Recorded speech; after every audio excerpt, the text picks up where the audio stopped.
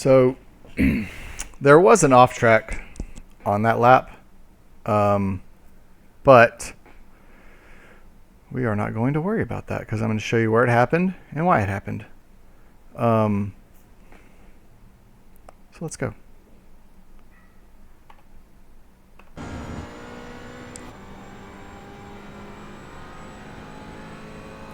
I'm going to initiate brake around the 100-meter board, and you're going to see it's only about 30-40% just to get the nose to bite and the car to want to rotate. And this is the perfect timing to be able to really, I am on the edge of an off track here.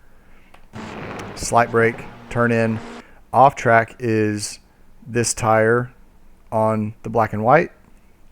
So we're pretty close to it, but in full speed through the cockpit, you'll see that I give it just a hit of brake, trail brake it through, and back to throttle before apex. So the 100-meter board is what you should shoot for, and about 30-40% brake. Slowly trail it off. It's going to angle the car in the right direction, and you can be back to power. I'll do a slight lift here if I'm pushing too wide, just to help the car rotate a little bit more around this corner. You don't want to hold throttle and be pushing all the way out wide. Not only is it going to wear your front tires out more, but you're going to have to really crank the car back over more to set yourself up for this turn. So ideally, if you're pushing a little wide coming into this turn, just do a slight 30-40% lift to get the nose to bite a little bit more, help the car rotate, and then go back to power. Here, I'm braking just as I'm starting to see this enter my A-pillar. I think that's a good zone. Like, I could have broke maybe a little bit deeper, but I feel this is a good zone for 80% braking, slow bleed off, and hit the apex just right. I'm going to push out here. I'm going to go back to power as fast as I can, because this is a tight corner, so you don't necessarily have to get back over on this side of the track. You can be about mid-corner and really just get the car slowed and rotated and back to power. Since this car does seem to get traction very well out of slow corners without wheel spin and more throttle, you really can essentially park it at the apex with your rotation and then back to full power. But I'm braking as soon as this green, this is my braking zone right here, this green zone here, as it's starting to enter, or as it's starting to exit the view of right here in the A-pillar. So I'm braking as soon as the A-pillar reaches probably around this point right here. Yeah, braking, getting the car really just slowed as much as I can, and I'm already back on throttle because I'm going to push out a little bit wide here, back to full throttle, and just hold it.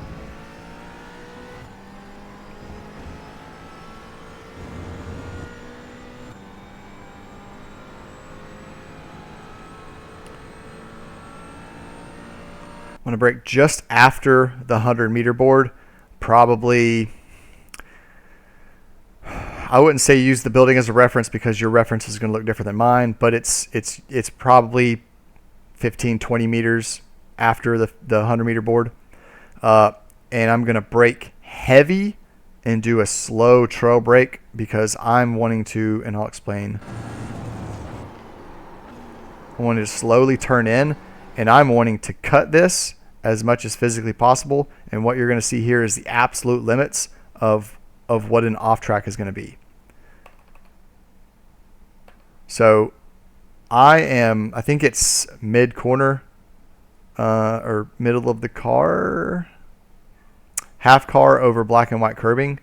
So I'm almost there. I am very closely there, but this allows me a better angle. My arc is wider, so I'm just able to carry more momentum through. The tighter the arc, the less speed you have, the slower you go. So you want your arc to be fairly wide in and throughout this corner, and then the next corner you want to diamond off, and I'll show you. pushing wide here. And I'm going to dive in deep, go out a little bit, and I'm going to come back. I'm going to, well, let's go to chase. So I'm braking in a straight line. I'm diamonding it off, and then as soon as I get the rotation, I'm back to power. If I try to take this as like a gradual curve, I'm gonna have to wait to get back to power. I won't be able to get back to power till way later. But diamonding this corner off allows you to get quick rotation, your maximum rotation point, as our favorite man would say. You get your maximum rotation here, and then you're able to go back to power. And it really allows you to push wide. And the difference between a gradual rotation around that corner and a diamond of that corner is tenths, because I tried both. So you're definitely getting a much better drive out and through this long straight. So by the end of the straight, you can lose 3/10 easy if you don't diamond that corner off.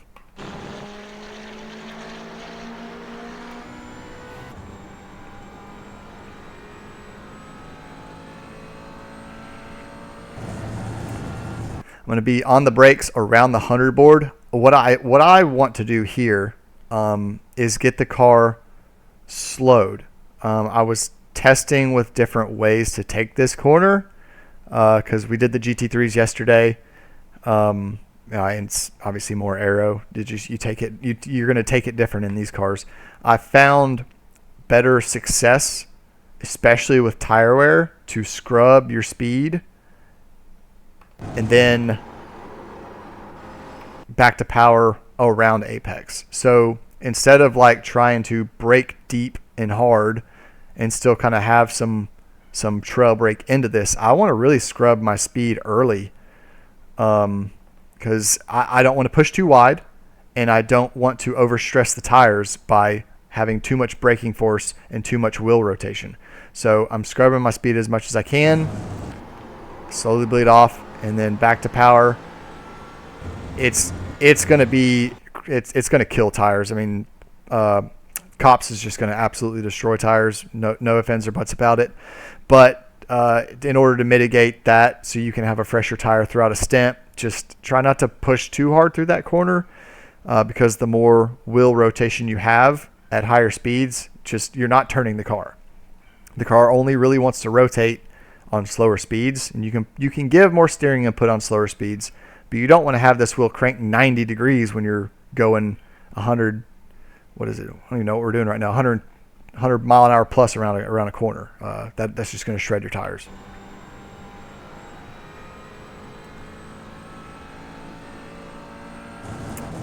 I'm not hitting brake until I'm going to straddle the sausage. I'm going to line up in as straight as I can, so that way when I'm on brakes, the car stays stable. And I'm going to release around the corner, back to power, brake again, and I'm going to hug this corner very tight. I want to keep this corner tight because if you mess up your exit of the next corner, you lose another 2 or 3 tenths on this straight. And this is where my off track came. So I had not gotten off track at this point the entire session.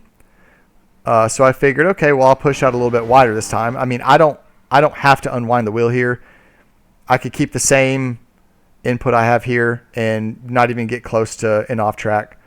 But I unwound the wheel, and I ended up getting the off track there.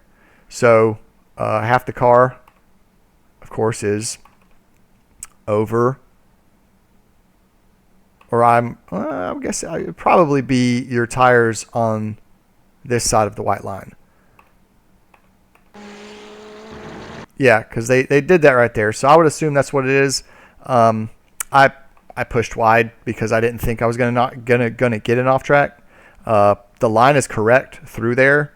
Just beware, as I am now, that if you don't hold it and try to stay on this side, just keep a tire on the track, you'll be fine.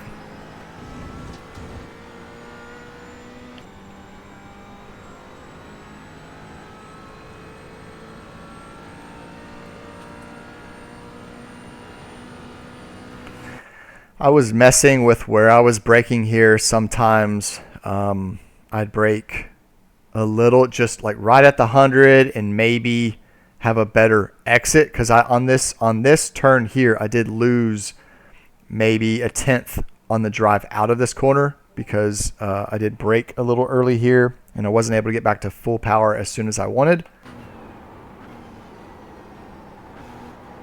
See, I'm already giving some gas before I've even reached the apex of the corner. So I could have broke a little bit deeper, got the car to rotate a little bit more, maybe out mid-track, and then have a better approach out of this corner. But it still felt fine. This right here can net you an off track. I think the parameters are. Let's see what it says. We'll see if it says. I don't even know what turn that is, but I'm going to assume it's this. The edge of the black and white curbing. So I would assume that if your right tires are over this, you'll get an off track. So it was very close, but it did not net me an off track. And then here, I'm looking at the 100-meter board. Brake just before. I'm going to brake down to second. I want to keep this corner pretty tight. A quick flick back over. I'm going to short shift to third here. Sometimes in second, if I really tried to hammer out, I'd hit traction too much. So a short shift to third, and I go back to full power, stay out of traction. That was pretty close to the sausage. Actually, probably very close to the sausage. Ideally, you want to be as close as possible. Definitely not on it. So yeah, that's as close as you want to be to that sausage. And then yeah, that will allow you a better approach to the last turn and on the front straight. So there it is, a 10.8. It's a pretty high down. Well, I say high downforce. It's got a lot of wing in it for this track. So I'm not really sure, given conditions. 79-degree track. I'm not sure, given conditions, that the car is going to go much faster. You could probably squeeze out another tenth or two, but I just don't see much more than that.